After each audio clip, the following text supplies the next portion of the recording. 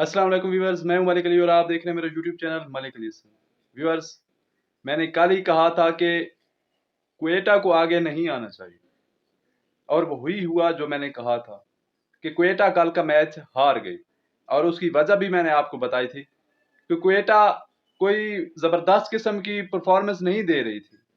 ठीक है, पहले 5 मैचेस में उन्होंने 4 मैचेस जीते, लेकिन अगले 5 मैचेस में वो एक ही मैच जीत सके थे और उनके ओपनर्स अच्छा स्टार्ट दे जाते थे, अच्छा परफॉर्म कर जाते थे, तभी वो जीत रहे थे।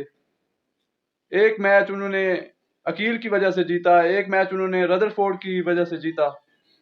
तो इस तरह से वो जीत रहे थे और अच्छा हुआ है कि इस्लामाबाद आगे आई है, क्योंकि इस्लामाबाद, वो कहते हैं ना कि peeking at the right time, वही वाला काम कर रहे हैं वो। और ये हमने पहले पीएसएल में भी देखा था और दूसरी बार जब वो चैंपियन बने थे तब भी हमने देखा था कि इस्लामाबाद हमेशा peeking at the right time की सही मिसाल है पीएसएल में। और वो आखिर पर आकर, खास तौर पर नॉकआउट्स मरहले पर आकर, वो बहुत ही ब्रिलियंट किस्म की क्रिकेट खेलते हैं, दिलेराना क्रिकेट खेलते हैं। और मज़े की बात जो है कि उनके पास 7 बॉलिंग ऑप्शंस तो हैं ही, लेकिन वो 10 तक बैटिंग भी सारे कर लेते हैं। तो उनकी जो बैटिंग की डेप्थ है ना, इस वजह से वो इतना तेज खेलते हैं। और वो, उनका जो भी बैटर आता है वो अपना मोमेंटम तोड़ता नहीं है, वो उसी मोमेंटम के साथ, उसी फ्लो के साथ खेलता चला जाता है। कल वही टीम जीती है जो डिजर्व करती थी जीतना, और मैं बिल्कुल भी सरप्राइज नहीं था, क्योंकि मुझे पता था कि क्वेटा नहीं जीतेगी। और अगर छोटे डॉन की बात की जाए तो उसने भी बॉलिंग करवाई, और जब उसने सलमान अली आगा को आउट किया तो बड़ी वो बदमाशी दिखा रहा था।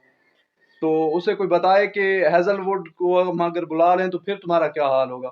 कि हैजलवुड के सामने तो कमेंटेटर्स भी कह रहे थे कि no no no no, so Shakeel you can't do this, so Shakeel तुम ऐसा नहीं कर सकते। मतलब उसे समझ ही नहीं आ रही थी कि वो हैजलवुड को खेले कैसे, ये हालात हो गई थी उसकी। और अब वो पीएसएल में बदमाशियां कर रहा था। खैर, वो कहते हैं ना कि जैसा करोगे वैसा भरोगे। जैसे ही वो आउट हुआ तो फिर सलमान अली आगा ने भी उसको अच्छी खासी जो है वो सुनाई है, और क्या ही जबरदस्त किस्म का उसे जो है गुड बाय कहा है।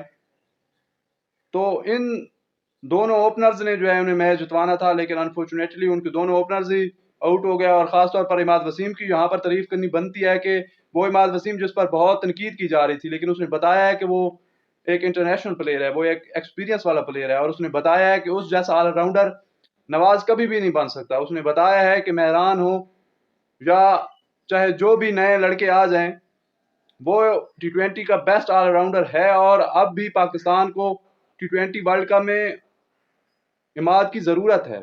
और ये बात सिर्फ मैं नहीं कह रहा, ये बात राशिद लतीफ़ ने भी की थी कि जो इतना ब्रिलियंट किस्म का ऑलराउंडर हो, जो इतना अच्छा T20 में बॉलर हो और बैटिंग भी कर लेता हो, ऑलराउंडर हो, तो फिर इतने अच्छे खिलाड़ी की आपको नखरे भी उठाने पड़ते हैं।